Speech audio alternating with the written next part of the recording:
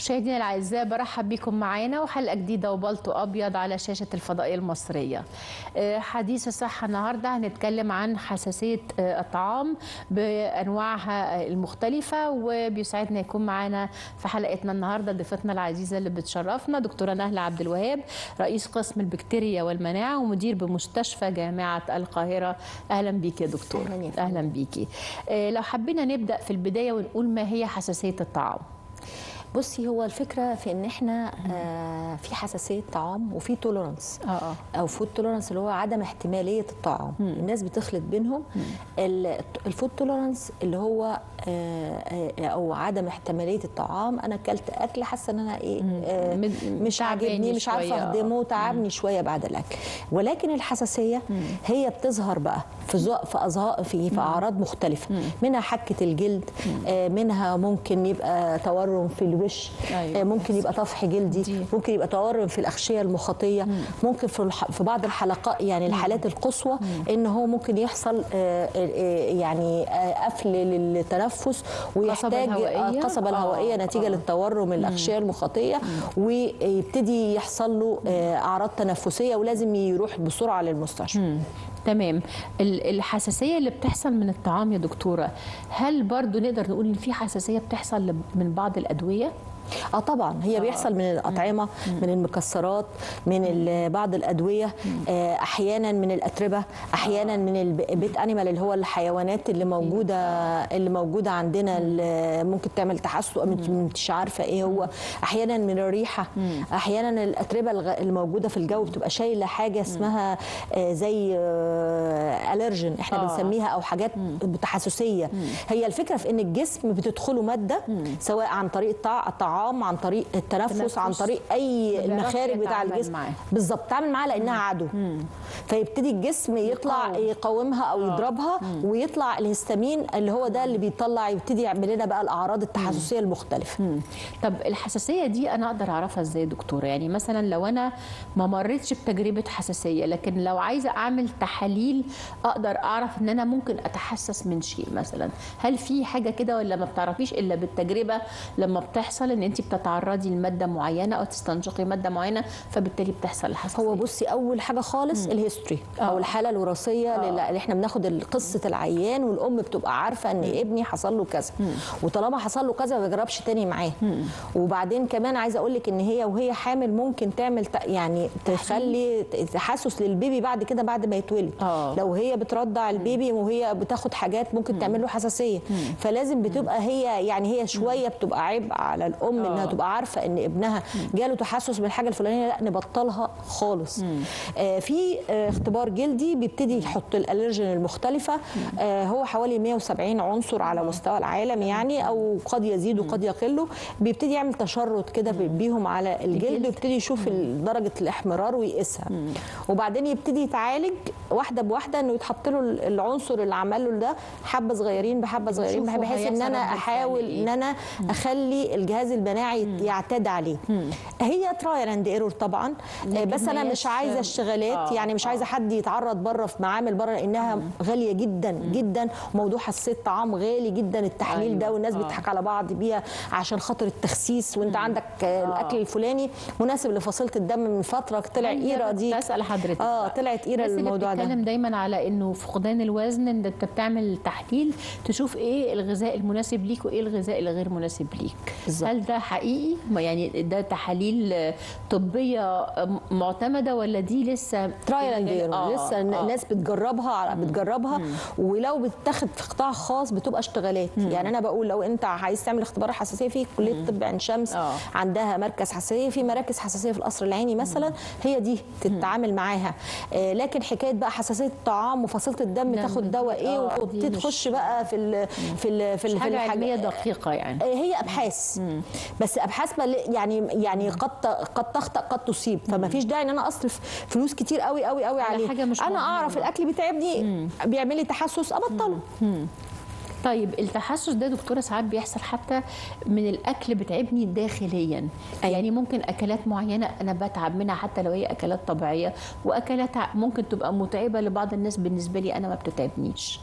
فده برضو على مستوى الجهاز الهضمي اعتقد برضو بيحصل. بالظبط ده طب وطبيعي. ما انا ممكن انا حساسه لحاجه حضرتك مش حساسه، والعكس بالعكس. عادي الجسم بحضرتك يتفاعل مع هذه الماده. ده طبيعي جدا. يعني ده في ناس حساسه لحاجات ما تخطرش على بال. طماطم مثلا ممكن تعمل حساسيه عشان الهستامين. في حاجات عاديه خالص. انت بتشوفي ناس ممكن تاكل حاجه شوكولاته مثلا تموت. ايوه يعني هتعبت جدا ومش قادره. الفول السوداني ممكن يتسبب في الوفاه للاطفال. الاطفال الصغيرين لو اكل فول سوداني وانت بداتي تجربي بقى ممكن يعمل حشرجه وتورم في الاحبال الصوتيه. ممكن يتوفى الطفل نتيجه لواحده فول سوداني. السمسم. في حاجات احنا عاديه بالنسبه للناس وبتعمل تحسس لناس ثانيه. طب دكتوره، هل ممكن في نوع طعام ما كانش بيسبب لك حساسيه ومع الوقت ومرور الوقت قد جسمك بدأ يتفاعل معاه بطريقه سلبيه؟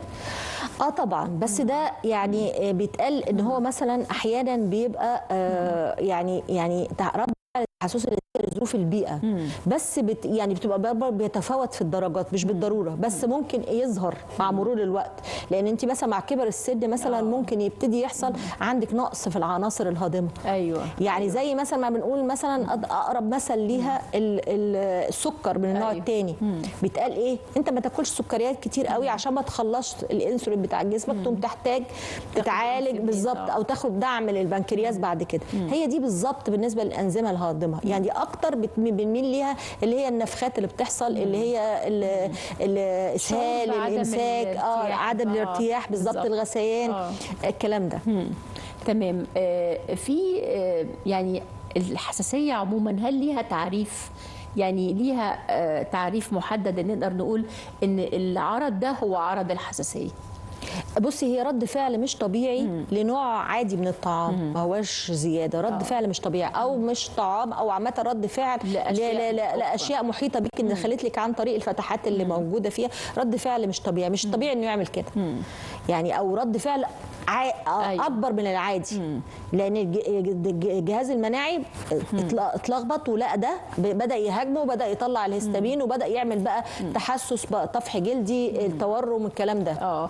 بس اعتقد ده تخصص يعني متعب شويه، لانه مش زي الامراض المعتاده اللي هي كتب الطب بتتكلم عنها، لانها بتختلف من حاله لحاله ومن شخص لشخص. فانت لما بتتابعي حاله كطبيبه بالتالي بتتابعيها كحاله خاصه، مش ضروري تقيسيها على حالات سابقه. افاجئ حضرتك ان معظم الحالات كده. الطبيعه البشريه احنا زمان احنا في الكليه كان لو ان في عناصر التشريحيه كان يقول لك ما فيش شبكه اوعيه دمويه واحد زي التاني. يعني سبحان الله. ودي عرفها طبعا دكاترتنا واساتذتنا في الاوعيه الدمويه. لا انت لازم كل قصه عيان غير التاني. عشان كده انا بقول الام تهتم بابنها. يعني سواء المدرسه سواء الطبيب، عنده ناس كتير، لكن الام هي لازم تبقى حافظه الهيستوري بتاع ابنها ولازم تبقى قايله له. مهم قوي ان هي تقول له نفسه انت بيجي لك تحسس ان هو ما يقربش من النوع ده من الاكلات. بالظبط كده. انت الدواء الفلاني، عشان برضو في ناس بتجيب حساسيه من بنج معين في العمليات. فضروري جدا جدا. في طبعا كان اشهر حاجه الامبيسيلين، اللي هو طبعا ده اسم مش تجاري، يعني اللي هو البنسلين طبي. مش اسم طبي. البنسلين عادي كان حساسيه البنسلين صعبه جدا جدا طبعا، وكانت ممكن تعمل مشاكل شديده، وممكن بعض المضادات الحيويه تعمل تحسس كتير قوي، ممكن تعمل وفاه. واعتقد ان في حوادث كتير قوي بنقراها كل يوم النتيجه لانه خد حقنه المضاد الحيوي مثلا، خدها في البيت. تقولي لي فيها كمان يعني نصيحه يا دكتوره، انه باستسهال اخذ المضادات الحيويه بطريقه عشوائيه جدا. اول حاجه في ان هو المضاد الحيوي بيصبح مش افكتيف، يعني لو أخذ مش مؤثر على البكتيريا. مؤثر عليه وعلى غيره. على فكره بيضر الكلى وبيضر الكبد بتاعه. وفي رد الفعل التحسسي اللي احنا النهارده بنتكلم فيه، اللي هو ممكن ينتج برضو نتيجه للاستعمال الخاطئ، اللي هو ما عملش اختبار حساسيه. يعني احنا دايما بنقول سواء هياخد حقنه تيتانوس مثلا لو تعور بجسم معدني لازم يعمل اختبار حساسيه، سواء هياخد حقنه مضاد حيوي لازم يعمل اختبار حساسيه، ويفضل تتاخد في مستشفى عشان اي عارض يتعالج اول باول. ابدا لا يعني طبعا بالظبط، عشان اي عارض يحصل ان يتعالج اول باول. طيب دكتوره، ايه اشهر انواع الاطعمه العامه اللي بتسبب حساسيه لعدد من الناس؟ احنا عندنا طبعا في الفواكه عندنا الفراوله، عندنا المانجا، في اسماك، في بعض الناس بتعمل لها الاسماك، وفي طبعا الالبان بعض الناس بتعمل لها في الالبان بالظبط. المانجو طبعا احنا عارفينها دايما. ده نتيجه ان مثلا فيها الاملاح الزياده كده، ولا هي طبيعه الثمره نفسها ممكن تسبب الحساسيه عموما يعني؟ لا، هو بيبقى وارث جين معين بيعملوا تحسس لما تجاه هذا العنصر. بيبقى العيلات يعني بيبقى هي مامته عارفه كده، باباه عارف بيحصل له كذا، فهو ممكن يبقى عندها هي نوع تحسس تاني، هو يجي له حاجه غيرها، بس هو بيبقى فيه عنصر الحساسيه موجود. بالظبط. يعني هنا الوراثه نقدر نقول انها بتلعب دور قوي جدا في انتقال التحسس من اكله معينه او ماده معينه من مثلا الام الى الابن او من الاب الى الاولاد. بالظبط بالاضافه لتغذيه الام نفسها. فعشان كده يمكن لو في ام عندها حساسيه معينه وهي في مرحله حمل، فهي ممكن تخلي بالها طبعا، لان هي عارفه الهيستوري بتاعها، فتخلي بالها في اطفالها انها ما تعرضهمش للنوع ده من الاكلات، لغايه ما تتاكد انها ممكن الولد ما ياخدش الصفه دي، صفه الحساسيه من اكله. هو حتى البيبي لو انت هتبتدي تدخلي له اكل بتدخليه بكميات بسيطه قوي، مش وجبه كامله. بالظبط. يعني ما انا ببقى قاعده بدوق كده اولادي كذا. طيب لما بيجي لك يا دكتوره حاله حساسيه، ايه التحاليل اللي انت بتطلبيها؟ بتتعاملي مع الحاله ازاي؟ بصي، التحاليل اللي انا يعني هو كعنصر تحليلي، يعني احنا قلنا ان احنا بناخد الهيستوري اكتر حاجه بالاعراض، بيحصل لي كذا بيحصل لي كذا. لو سمحت طبعا تتوقف الدواء اللي بيتوصف على كميه التحسس، وانه ما يتعرضش تاني. هي بتبقى مزمنه مدى الحياه. اوقات بيتوصف بقى حاجات تانية سايد واي، مثلا لو حد عنده مثلا حساسيه الربو مثلا او حساسيه صدريه، يقول له مثلا مارس رياضه، هتبقى حلوه بالنسبه لك. في بعض الحالات القصوى من الحساسيه، هي اهم حاجه ان انا اخد الحكايه كامله على كل الاحوال. حكايه العيان كامله، بياخد ايه، بيحصل له ايه، بيرتاح على ايه، مهم قوي. وهي ايه مداها، بتجي لك في الجلد بس، بتيجي اعراض تنفسيه، بتيجي اسهال، بتيجي امساك، وهكذا. امتى تتوصف الحاله انها حاله خطيره؟ لو حصل اعراض تنفسيه، حصل التهاب في حصل تورم في الاحبال الصوتيه، تورم في الحنجره، كده خلاص احنا لازم بسرعه نلجا للمستشفى بسرعه، اقرب مكان عشان يبتدي. بيبقى ايه، جراحي ولا بيبقى ايه بالظبط؟ لا، بتبقى بيتحط الاكسجين طبعا، بيصعب في المستشفى طبعا. اوقات عايزه اقول لحضرتك اوقات بيتعمل شق حنجري. يعني ساعات بيقول لك ان في ناس بتعمل شق، يعني بتعمل لها شق حنجري لو الموضوع صعب قوي، شوكينج جامد قوي، لو الموضوع زي دي كتيره. طبعا في اللي هي فول سوداني ده بالذات، يعني بالنسبه للطفل صغير فول سوداني لو ما اتلحقش ممكن هو عنده حساسيه منه، ممكن تحصل لا قدر الله حالات وفاه. ايه اللي في الفول السوداني اللي الماده اللي بتسبب الحساسيه القويه دي، اللي هي بتوصل زي ما حضرتك قلتي لحاله قويه قوي كده؟ ايه الماده اللي بتعمل التفاعل الجامد ده؟ هي بعض البروتينز اللي موجوده فيه، وبعض السوداني لو مش مستوي كويس، مش طالع من يعني السوى الصح، بيبقى فيه نوع من انواع التوكسينز. طب بروتوكول العلاج يا دكتوره نهله، ده هل مطلوب بروتوكول العلاج ده وبيستمر عليه، ولا مجرد المنع من الاكل ده وخلاص وهو بيعيش حياته طبيعيه؟ لا طبعا منع، مع لازم يبقى الادويه بتاعته موجوده. عنده ظهور اعراض التحسس ده مهم جدا.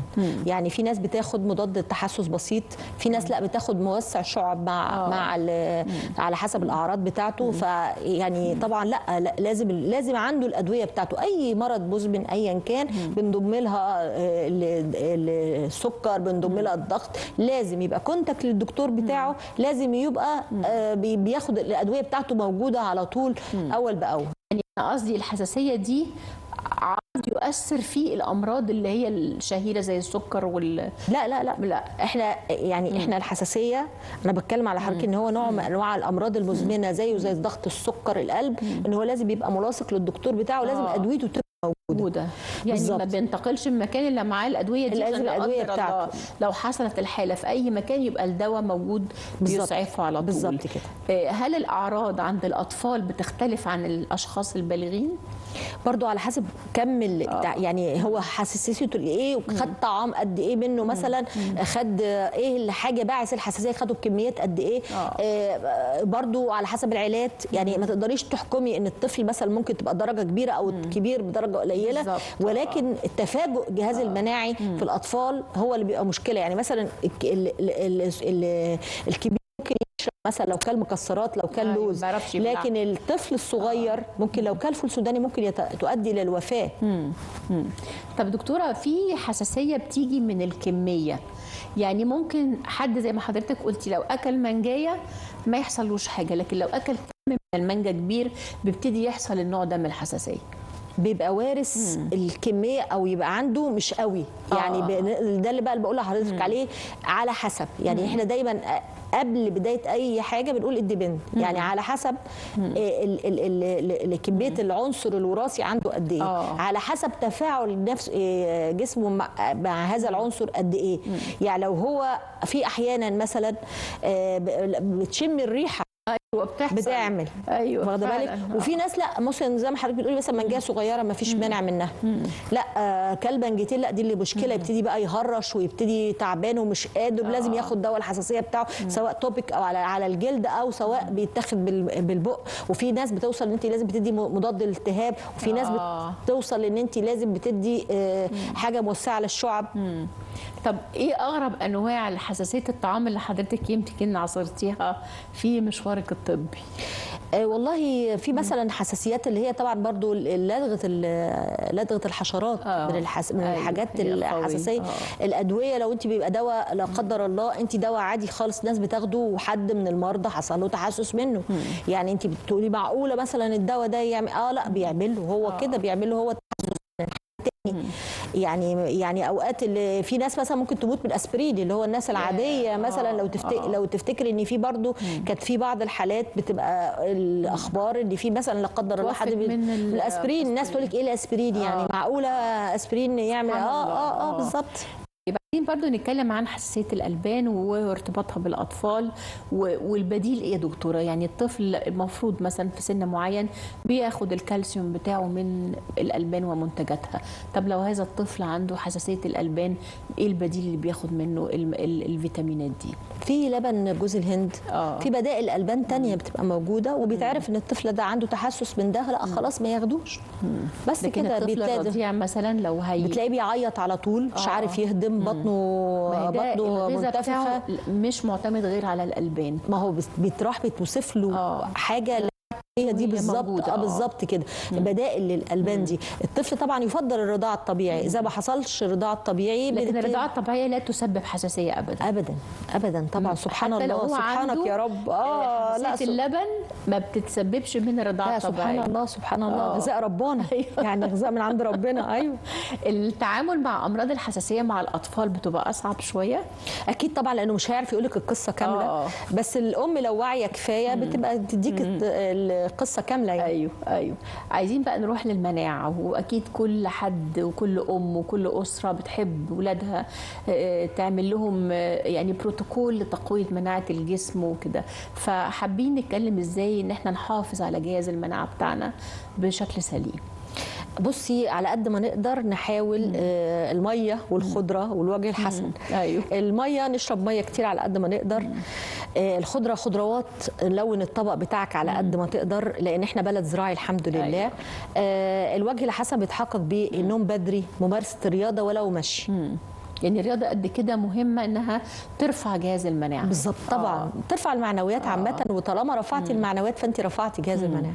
طب دكتوره نهل، النهارده بنشوف كده على السوشيال ميديا يعني في متجه كده ان اكل الخضار ده مش للانسان، وان في ناس كتير قوي تقول لك لا انا عمري ما باكل خضار ولا فاكهه ولا الحاجات دي، بتعتمد على البروتينات، بتعتمد على البقوليات، لكن اكل الخضار بقى فيه متجه كده عند بعض الدكاتره التغذيه.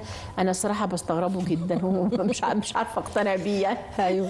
فراي حضرتك فيه ايه؟ والله لو بتتعبك الخضروات ممكن نلجا للزبادي من الحاجات الحلوه، نلجا للرايب مع الوجبات بتاعتنا برضو من لا الحاجات يعني لو الممتازة. انا ما بتتعبنيش، بس انت عارفه حضرتك ساعات الترند كده يجي ايه لا ما اكل الخضار مش عارفه ايه، شرب الميه مش مهم قوي، الحاجات اللي بنسمع عنها دي رأيك لا والله فيها إيه صح كطبيبة؟ الصح البيزك يعني اولد از جولد. احنا تبع المدرسه العريقه الجميله بالظبط القديمة. كده. ايوه انتوا قناه جميله وبرنامج جميل، فاكيد تبع طيب لو انا عايزه اصمم يوم في غذائي ده تقدري تقولي انه غذاء سليم يحافظ على مناعتي، يمنع عني امراض ممكن بتحصل، فيروسات، ميكروبات، ايه هو الطبق او الاساسيات في الطبق بتاعي؟ البروتين والزبادي او اللبن الرايب والخضروات. دول يوميا لازم يبقوا من خلال طبعا وجبتي. بالظبط صح كده؟ بالظبط. تمام. طيب عايزين نتكلم كمان، نرجع للحساسيه ونتكلم عن امصال ضد الحساسيه وكده، فايه حكايه الامصال؟ هي ما انا بقول لحضرتك لما بنعمل اختبار الحساسيه اللي هو التشريط ده ويبتدي يطلع الويلز دي، بتبتدي تاخديها في جرعات بسيطه قوي قوي عشان الجسم يعتاد يعمل لها كانك بتدرجيه واحده واحده، ما بتديلوش الكميه كبيره، ويبتدي بقى هو ده، هي دي اللي انت بتتجنبيها. يعني بالظبط احنا دايما نقول جزء من الميكروب بيدي مناعه، وبعض من الدكاتره مثلا بيبقى عندهم حاجه اسمها سب كلينيكال انفكشن. ايه السب كلينيكال انفكشن؟ بيتعرض للميكروب على طول، فبيبقى عنده شويه مناعه صغيره. بالظبط كده. يعني ساعات حتى بيقولوا ايه، في ناس تلاقي حياتهم بسيطه قوي ومناعتهم قوية جدا، وناس محافظين جدا وبيعملوا بروتوكول لكن مناعتهم مش زي الناس اللي عايشين حياتهم بالظبط كده. ان انت زي كانك بتحطيه في لوح وبتقفلي عليه من كل ناحيه، فما بيتعرضش لاي. يعني الام نظيفه جدا جدا جدا ابنها بيبقى بيعيا كتير جدا جدا جدا جدا. وبرده الام اللي مش نظيفه خالص خالص برده ابنها بيعيا كتير جدا. لكن الام اللي بتتوخى الحذر بسيط، يعني انا مش لازم استخدم مليون مطهر، الصابونه في جيب ابني او في معايا على طول كفايه جدا، صابونه عاديه خالص قد كده. انما في بعض الامهات لا، اصل انا لازم اجيب المش عارف ايه منين وعشان ايه ليه؟ مبالغه يعني مبالغه. ما انت بتتعبي صدر ابنك بعد كده، وبتتعبي صدرنا احنا كمان لما بنشم الريحه دي. يمكن عامه احنا يمكن بعد بالذات جائحه كورونا بقينا بنهتم شويه الكحول يبقى معانا، يعني نتيجه طبعا الامراض او المرض اللي يعني بعد كورونا كان الناس كلها بقت عندها خوف ورعب، فدايما ماشيه بالمطهرات وكده، وانا بشوف ان يمكن دي حاجه ممكن تسبب حساسيه للجلد. بالظبط. فاحنا خلينا في الصابونه، يعني الصابونه العاديه مش هتعمل حاجه، يعني صابونه ويفضل من غير ريحه. ما غسل ايده وكده بيقضي على اي نوع ممكن بكتيريا او فيروسات ممكن تصيب الجلد. بالظبط كده. كل الانواع طالما بره الجسم اغسلي بالصابونه، نشفي ايدك كويس زي الفل. يعني خلي اصدقائك الصابونه والمنديل الورق، خليهم اصدقاء، خليهم معاكي على طول. وايه كمان اكياس نايلون. اكياس نايلون دي عباره عن ايه؟ عشان خاطر عايزه تمسكي حاجه متضايقه منها، كيس عادي يا جماعه، مش لازم يجيب جوانتي، البسيه في ايدك واستعملي الحاجه وارميه. عايزه تقعدي على حاجه مش نضيفه، عايزه كده استعملي. دي حاجات بسيطه خالص وما هياش فلوسا يعني بتضلع الناس، وخليهم اصدقاء معاكي في الشنطه وازازه الميه. دكتوره، في الحساسيه اللي بتيجي بعض احيان في العين، الحكه والدموع اللي بتنزل في بعض احيان، ودي بتيجي يمكن بالتزامن مع شهور فصول معينه، فدي برضو حضرتك بتفسري ايه نوع الحساسيه ده؟ هي برضو نوع من انواع التحسس بس بيظهر في العين بس. بتبقى احيانا جفاف العين برضو من نتيجه لاستخدام الخاطئ للموبايل والشاشات والكلام ده كله. مفيش مشكله نهتم بنظافه العين، وفي قطرات مرطبه، ولو في لا قدر الله اي افرازات او كده بتلجا للدكتور الرمد، بيتكتب لها قطرات. مفيش داعي بقى تستخدم هي لوحديها، عشان برضو هي قطره مضاد حيوي، هي مضاد حيوي برضو. ايوه، يعني ما تاخدش الاثنين. لا هي يعني لو في افرازات هتلجا بقى للدكتور، لكن لو مجرد ان هي مثلا دموع العين دي تهتم بنظافه العين، وبيجيب قطرات مرطبه عشان طبعا الشاشات والتكييف كمان بيعمل جفاف في العين. طب استخدام بقى الموبايل ونقعد قدام الموبايل لفترات طويله، قدام اللابتوب، قدام الحاجات دي، هل ده برضو بينعكس على نوع من الحساسيه في العين ولا ملوش علاقه؟ لا طبعا بيعمل جفاف للعين. جفاف. عشان كده طبعا عشان كده يفضل على قد ما تقدري ما تبقاش شاشه الموبايل قدامك على طول او اللابتوب، تحاولي تريحي عينك على قد ما تقدري، تحاولي تبصي على مناظر طبيعيه كده جميله. نرجع تاني للبلكونه. يعني انا والله البلكونه، وحتى يا رب لو شباك صغير كده. عايزين نرجع تاني، اللي هو نعمل كوبايه شاي حلوه كده ونقف في البلكونه، نرجع تاني زي ما احنا، مش الخروجه الهاي الجميله قوي قوي اللي عباره عن كافيه مقفول ضلمه، الناس كلها بتتنفس هوا بعض وبيشربوا سجاير وبيشربوا شيشه يعني ايه دي؟ هي دي الخروجه الحلوه؟ انا قصدي التدخين، التعرض للتدخين، حتى التدخين السلبي على فكره. بالزبط. لو انا ما بدخنش وقاعده مع مدخنين فانا برضو بتاثر، بيعمل حساسيه صدريه. ما هو احنا حساسيات كتير قوي يعني. بند الحساسيه يندرج عنه، حضرتك قلتي حساسيه العين، حساسيه الصدر، حساسيه الجهاز الهضمي، الحساسيه للالرجين المختلفه اللي هي الاتربه، الغبار، لدغات الحشرات، الحيوانات الاليفه اللي عندنا في البيت، الاكلات المختلفه. طب اخر حاجه برضو هسالها يا دكتوره، الحساسيه بتاعت الانف دي بقى مزمنه عند عدد كبير جدا من الناس. الناس تفسرها بالجيوب الانفيه، ناس بتقول دي حساسيه بتيجي في توقيتات معينه، فحساسيه الانف دي من الحاجات الشائعه جدا يعني. بالظبط، هي احيانا بيبقى في انسداد في الجيوب الانفيه بتاعته نتيجه للافرازات الزياده. الحل في كده انه ياخد سوائل دافيه كتير قوي قوي. بالظبط كده، ويحاول على قد ما يقدر ما يتعرضش من حر البرد وبرد الحر ده بيخلي يعمل جفاف في الاغشيه المخاطيه. فهو على فكره الميه مش رفاهيه، الميه عايزه اقول لك انا الميه احيانا بتتوصف للناس اللي عندها تعب في المفاصل الايدين والرجلين، عشان السائل اللي موجود ده بيحتاج ميه، وكذلك الافرازات اللي موجوده بتحتاج انها عشان تنزل بالظبط ميه وسوائل دافيه كتير قوي قوي. يعني خلينا نصاحب اليانسون، خلينا نصاحب القرفه، الكلام ده. انا بشكرك والله يا دكتوره نهله، طبعا لانه الموضوع الحساسيه ده علم كبير قوي. بشكرك يا دكتوره جدا، شرفتينا ونورتينا. شكرا، الشرف ليا لحضرتك، واشكر كل مشاهدينا، وان شاء الله نتقابل في حلقه جديده. شكرا لكم.